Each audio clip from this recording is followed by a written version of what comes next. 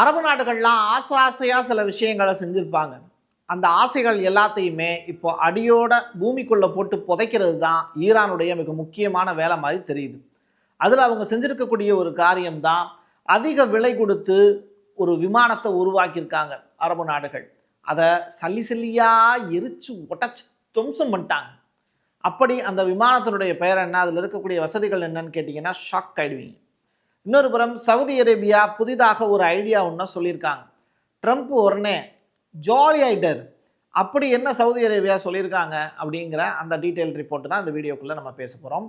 இது தவிர்த்து ஏகப்பட்ட இன்ஃபர்மேஷன் வீடியோக்குள்ளே இருக்க போகுது. வாங்க பார்க்கலாம் உறவுகளே. இது பிரசாத் சிக்னேச்சர். உங்களுடைய தொழில் சம்பந்தமான விளம்பரங்களை நமது சேனலில் ஒளிபரப்ப உங்களுக்கான அருமையான வாய்ப்பு. நமக்குன்னு ஒரு வீடு, அது எல்லாரோட வாழ்நாள் கனவு.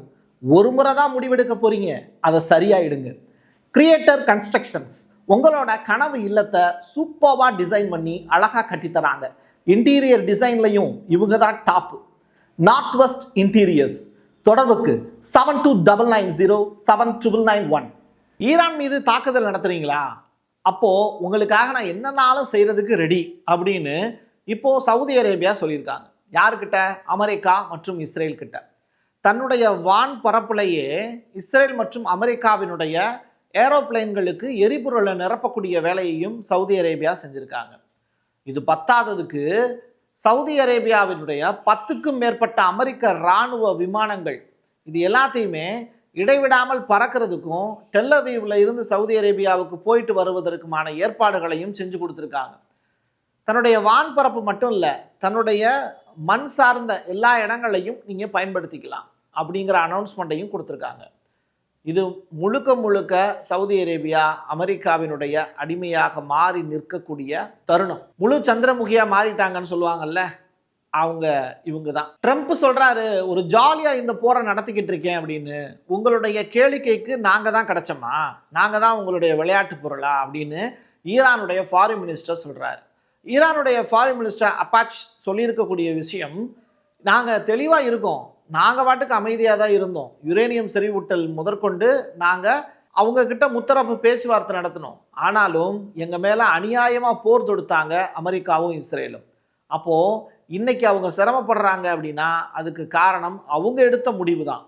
ரெண்டாவது, இன்னமும் சீரியஸ்னஸை உணராமல் ட்ரம்ப் அவர்கள் கேளிக்கைக்காக இந்த போரை நடத்துகிறேன் அப்படின்னு சொல்கிறது ரொம்ப வேடிக்கையாக இருக்குது அப்படின்னு சொல்லியிருக்காரு. நாங்கள் ஒருபோதும் போர் நிறுத்தத்தை செய்கிறதுக்கு அனுமதிக்கவே மாட்டோம். எங்கள் மேலே துடைக்கப்பட்டிருக்கக்கூடிய அந்த பழி இருக்குல்ல, அதை நாங்கள் ஒட்டுமொத்தமாக எதிர்த்தாப்புல இருக்கக்கூடியவங்களுக்கு வலியை கொடுக்காம விட மாட்டோம் அப்படின்னு சொல்கிறாங்க. இது உண்மையிலேயே ரொம்ப வேதனையான விஷயம்தான். சும்மா இருக்கிற உங்களை போட்டு தேவையில்லாமல் வம்பு இழுக்கிற மாதிரி தான் இருக்குது. அவங்க வாட்டுக்கு இருந்தாங்க, அவங்க வேலையை பார்த்துக்கிட்டு இருந்தாங்க, அவங்க நாட்டுக்கு தேவையான விஷயங்களை செஞ்சுக்கிட்டு இருந்தாங்க. குடிக்க தண்ணி இல்லைன்னு ஈரானில் பெரிய அளவில் பேசு பொருளாக மாறி இருந்த விஷயத்தை எல்லாத்தையும் மாற்றி விட்டுட்டு இப்போ ஈரானுக்கும் இஸ்ரேலுக்கும் அமெரிக்காவுக்கும் போர் அப்படிங்கிற ஒரு மோசமான சுச்சுவேஷனை உருவாக்கிட்டாங்க. இப்போ ஈரான் செய்திருக்கக்கூடிய சம்பவம் வெறுமனை $20,000 குறைவான மதிப்புடைய ஒரு ட்ரோனை வச்சு $500 மில்லியன் மதிப்பிலான ஒரு அசாத்தியமான ஒரு விமானம். அவ்வளவு வசதிகள் இருக்கா அந்த விமானத்தில். அந்த விமானத்தினுடைய பெயர் தான் குளோபல் ஐ அவாக்ஸ் அப்படிங்கிறது. இந்த விமானம் ரொம்ப சொகுசு பங்களா மாதிரி தரையில் நீங்கள் ஒரு பெரிய சொகுசு பங்களா ஒரு 5 ஏக்கர் 10 ஏக்கரில் வந்து கட்டினீங்கன்னா எவ்வளவு சொஃபஸ்டிகேட்டடாக இருக்குமோ அது மாதிரி வான்பரப்பில் நீங்கள் பறக்கும்போது அவ்வளோ தூரம் ஜாலியாக இருக்கும். இதை ரசித்து என்ன பண்ணியிருக்காங்க, ஐக்கிய அரபு எமிரேட்ஸ் UAE கட்டினாங்க. ஆனால் இதை அவங்களுடைய இடத்துலையே அல்தப்ரா அப்படிங்கிற விமானப்படை தளத்திலேயே வச்சு ஈரான் ஒரு ட்ரோன் மூலிமா உடைச்சிட்டாங்க. அது தீப்பற்றி எரியக்கூடிய காட்சிகளை சீனா இப்போ சேட்டலைட் மூலிமா புகைப்படமாகவும் எடுத்து அனுப்பிச்சிருக்காங்க. IAEA சர்வதேச அணுசக்தி முகமை யார் எவ்வளவு அணு ஆயுதங்கள் வச்சுருக்காங்க அப்படிங்கிறத கண்டுபிடிக்கக்கூடிய ஒரு நிறுவனம். அவங்க அமெரிக்காவினோட அடிமை தான். இருந்தாலும் ஊராக போய் யார் என்ன செஞ்சுக்கிட்டு இருக்காங்கிறத கண்டுபிடிப்பாங்க. அந்த வகையில் இவங்க வர்ற நேரத்தில் சிசிடிவி எல்லாத்தையும் கலட்டி வச்சது ஈரான் தான், அவங்கள விரட்டி அடித்தது ஈரான் தான். அதுக்கான காரணமாக அவங்க சொல்லப்பட்டது இஸ்ஃபகான், இந்த நாதன்ஸ், இந்த மாதிரியான அணுசக்தி நிலையங்கள் மீது தாக்குதல் நடத்தினப்போ இந்த IAEA அமைதியாக தானே இருந்தீங்க, அமெரிக்காவை எதிர்த்து கேள்வியாக கேட்டீங்க அப்படிங்கிற கொஸ்டினை வச்சாங்க. இப்போது அதே ஐஏஇஏக்கு ஒரு பதில் ஒன்று சொல்கிறாரு அப்பாஸ் அராக்சி. அதாவது தாக்குதல் நடந்துருச்சு, எங்களுடைய நியூக்ளியர் சைட் மீது தான் அட்டாக் பண்ணியிருக்காங்க அமெரிக்கா. இப்போது புதைந்து கிடைக்கக்கூடிய அணுசக்தி பொருட்களை மறுபடியாக மீட்டெடுக்கிறதுக்கான திட்டம் எதுவும் இப்போதைக்கு எங்கள்கிட்ட இல்லை. அப்போது பாதிப்பு ஏற்பட்டிருக்கு அப்படிங்கிறத ஐஏஇஏ இன்னும் உறுதிப்படுத்தாமல் இருக்காங்க. போர்லாம் முடியட்டும், அதற்கு பிறகு ஐஏஇஏ நாங்கள் கூப்பிடுறோம், உடஞ்சி போய் கிடக்கும்ல அந்த இடத்த வந்து சோதனை பண்ணிட்டு இந்த இடத்துல ஒன்றுமே இல்லைங்கிறத நீங்களே பார்த்து கண்டுபிடிச்சி தெரிஞ்சுக்கோங்கன்னு சொல்லியிருக்காங்க. இது சீனாவினுடைய BYD அப்படிங்கிற நிறுவனத்தால் அமைக்கப்பட்ட ஒரு அதிவேக மின்னேற்ற நிலையம். ஒரு காரை வெறுமனை 5 நிமிஷத்தில் 10% வரைக்கும் சார்ஜ் பண்ணிக்கலாம். நீங்கள் EV கார் யூஸ் பண்ணுறீங்க அப்படின்னா உங்களுக்கு கண்டிப்பாக இது யூஸ்ஃபுல்லாக இருக்கும். இந்த இன்ஃபர்மேஷன் 9 நிமிடங்களில் 97% வரைக்கும் சார்ஜ் பண்ண முடியும் அப்படின்னு சொல்கிறாங்க. இப்படி சார்ஜ் பண்ணுறதன் மூலிமா அந்த காரு 1000 கிலோமீட்டர் தூரம் வரைக்கும் பயணிக்க முடியும் அப்படின்னு சொல்கிறாங்க. இப்போது வேர்ல்டு வைடாக மக்களுடைய பார்வை பெட்ரோல் டீசல் தட்டுப்பாடு ஏற்படுமோ அப்படிங்கிற அச்சத்தில் இருக்கக்கூடிய நிலையில் இந்த எலக்ட்ரானிக் வெஹிக்கிள் மேலே தன்னுடைய பார்வையை செலுத்தியிருக்காங்க. அதுவும் இப்போது அது ரிலேட்டடான காட்சிகளும் ரொம்ப பெரிய அளவில் சீனாவில் வைரல் ஆகிட்டு இருக்கு. சீனா கிட்ட இருந்து ஐரோப்பாவுக்கு ஏகப்பட்ட கார்கள் வந்து இப்போ போயிட்டு இருக்குங்கிறாங்க. ஐரோப்பா சீனாவோட வர்த்தகத்தையே துண்டிச்சுக்கிட்டு இருக்கக்கூடிய சூழ்நிலையில் இப்போ இந்த BYDங்கிற இந்த கார் அதனுடைய சேல்ஸ் அதிகமாயிட்டு இருக்கு அப்படின்னு சொல்லப்படுது. ஈராக்கினுடைய பாக்தாத் அந்த இடத்துல ஒரு 10 US ட்ரூப்ஸ் டைரக்டாக அட்டாக் நடத்துனதில் இறந்து போயிட்டாங்க. இவங்க நேற்றைய தினம் நம்ம சொல்லியிருந்தோம், ஈராக்கை விட்டு அமெரிக்கர்கள் வெளியில் போயிட்டு இருக்காங்க அப்படின்னு. போய்கிட்டு இருக்காங்க அப்படின்னு சொல்லிக்கிட்டு இருக்கிற நேரத்தில் இந்த மிச்ச மீதி இருக்கக்கூடியவங்களை இப்போது ஈரான் வேட்டையாடி இருக்கு. ஈராக்கில் அவங்க செய்திருக்கக்கூடிய சம்பவம் அதெல்லாம் பழசில் ஞாபகம் வருமா வராதா? இப்போது அதனால் திருப்பி அடிச்சுக்கிட்டு இருக்காங்க ஈரான். வாங்க வேண்டிய தருணம் அமெரிக்கா வாங்கிட்டு இருக்கு. ஈரானுடைய மெக்ராபாத் அப்படிங்கிற இன்டர்நேஷ்னல் ஏர்போர்ட்டு, அந்த ஏர்போர்ட்டில் ஒரு பெரிய வெடிப்பு ஒன்று ஏற்பட்டிருக்கு. இதில் US அண்டு இஸ்ரேல் இவங்க 2 பேரும் சேர்ந்து தான் இந்த அட்டாக்கை நடத்தியிருக்காங்க. பாதிப்புங்கிறது 2 பக்கமும் தான் இருக்குது, இல்லைன்னு சொல்லலை. பட் ஏரோப்ளேனெல்லாம் எங்கே போய் ஒளிச்சு வைக்கிறது? அது விமானப்படைத்தினோட தளத்தில் தான் இருக்கும்.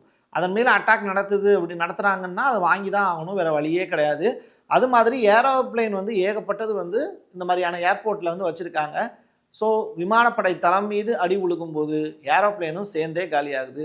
ஏகப்பட்ட இழப்புகள் 3 நாடுகளுக்குமே ஏற்பட்டிருக்கு. இங்கிலாந்து ட்ரம்பினுடைய கோரிக்கையை முழுவதுமாக நிராகரிச்சிட்டாங்க. அவங்களுடைய கப்பலையோ ஆயுதங்களையோ கொடுக்க முடியாதுன்னு சொல்லிட்டாங்க. நாட்டோவை கலைத்து விடுவேன் அப்படின்னு ட்ரம்ப் மிரட்டல் விடுத்ததா போன வீடியோவில் சொல்லியிருந்தேன். இப்போது ஃப்ரான்ஸ் என்ன சொல்கிறாங்க அப்படின்னா, 2 அணு ஆயுத கப்பலை அனுப்ப சொல்லியிருந்தீங்க, அனுப்பிச்சிட்டேன், ஆனால் அது அங்கே போய் இயங்குமான்லாம் எனக்கு தெரியாது. ஏன்னா மற்ற நாடுகள்லாம் பேக் அடிக்கும் போது நான் மட்டும் எப்படி உங்களுக்கு சப்போர்ட்டுக்கு வர முடியும்னு ஃப்ரான்ஸும் இப்போது பின்னாடி வந்துட்டாங்க. அப்போது எல்லா நாடுகள்லையும் கூப்பிட்டு பார்த்துட்டு யாருமே தான் கூப்பிட்டு வராததுனால ரொம்ப பெரிய அளவில் சோகத்தில் இருக்காரு ட்ரம்ப். உலகளாவிய யூரியா ஏற்றுமதியில் 49% அமெரிக்காவில் இருந்து போச்சு. அது மட்டும் இல்லை, அம்மோனியா ஏற்றுமதியில் 30%க்கும் மேலே அவங்கள்ட்ட இருந்தால் போச்சு. ஆனால் இது இப்போ எதையுமே செய்ய முடியாத அளவிற்கு அமெரிக்க விவசாயிகள் தவிச்சுக்கிட்டு இருக்காங்க.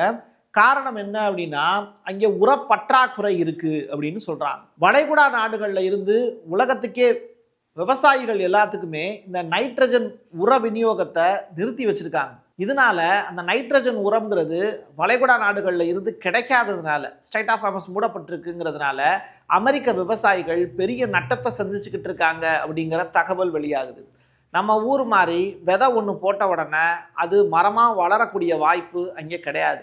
அங்கே இருக்கக்கூடிய மண் எல்லாமே ட்ரம்பினுடைய மண்டை மாதிரி மண்ணாவே கிடக்கு. அதிலிருந்து ஒன்றுமே உருப்படியாக விளையாதுங்கிறது தெரிஞ்சு போச்சு. இதனால் அமெரிக்க விவசாயிகள் பெரிய அளவில் போர்க்கொடி தூக்குறதுக்கு தயாராகிட்டு இருக்காங்க.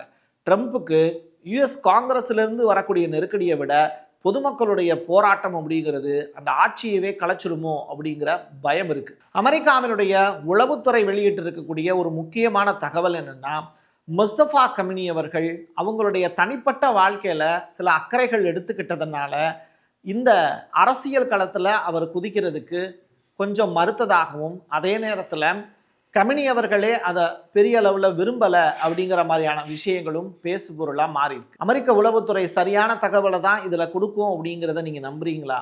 அவங்க ஈரானுக்கு எதிராக போர் நடத்திக்கிட்டு இருக்காங்க. கவினி அவர்களை பற்றிய பொய்யான செய்திகளையும் அவங்க பரப்பத்தான் செய்வாங்க. எது பொய்யான செய்தி, எது உண்மையான செய்தி அப்படிங்கிறத ஃபில்டர் பண்ணி நீங்களே உணரக்கூடிய காலகட்டங்கிறது நெருங்கிருச்சு. என் கையெழுத்து என் மக்களுக்கானது உறவுகளே. மீண்டும் ஒரு பதிவில் சந்திக்கலாம். நன்றி, வணக்கம். உங்களுடைய தொழில் சம்பந்தமான விளம்பரங்களை நமது சேனலில் ஒளிபரப்ப உங்களுக்கான அருமையான வாய்ப்பு. Prasad signature media broadcasting private limited. நீங்க நியூஸ் ரீடரா மாறணுமா, கண்டென்ட் கிரியேட்டரா உருவாகணுமா, சேட்டலைட் சேனல்ல ரிப்போர்ட்டரா வேலை பார்க்கணுமா, டாக்குமெண்ட்ரி மேக்கிங்ல இருந்து ஜேர்னலிசம் பற்றிய முழுமையான பயிற்சி பெற உங்களுக்கான அருமையான வாய்ப்பு. எங்களை தேடி வாங்க. ஆன்லைன் மற்றும் நேரடி பயிற்சி வகுப்புகளும் சர்டிபிகேட் கோர்ஸாவே கத்துத்தரும். மீடியா துறையில் 10 ஆண்டுகளுக்கு மேல அனுபவம் உள்ளவர்கள் பயிற்சி கொடுப்பார்கள். வாய்ஸ் ஓவர் தொடங்கி வாய்ஸ்லெஸ் பீப்புளுக்காக உங்களை சிறந்த ஜேர்னலிஸ்டா உருவாக்க வேண்டியது எங்களோட பொறுப்பு. ஸ்கூல்ஸ் அண்ட் காலேஜஸ்ல ஜூனியர் ஜேர்னலிஸ்ட்ங்கிற பேர்ல ஒர்க் ஷாப்பும் கண்டக்ட் பண்ணி கொடுக்கிறோம். மோட்டிவேஷனல் ஸ்பீக்கரா கடந்த 15 ஆண்டுகளா கல்வி நிறுவனங்களுக்கு நிகழ்ச்சிகளும் நடத்தி தரோம். தொடர்புக்கு 9944790333 94493594 prasadsignature@gmail.com. நமக்குன்னு ஒரு வீடு, அது எல்லாரோட வாழ்நாள் கனவு. ஒரு முறை தான் முடிவெடுக்க போறீங்க, அதை சரியாயிடுங்க. கிரியேட்டர் கன்ஸ்ட்ரக்ஷன்ஸ் உங்களோட கனவு இல்லத்தை சூப்பர்வா டிசைன் பண்ணி அழகா கட்டித்தராங்க. இன்டீரியர் டிசைன்லையும் இவங்க தான் டாப். North west interiors. தொடர்புக்கு 7299079991.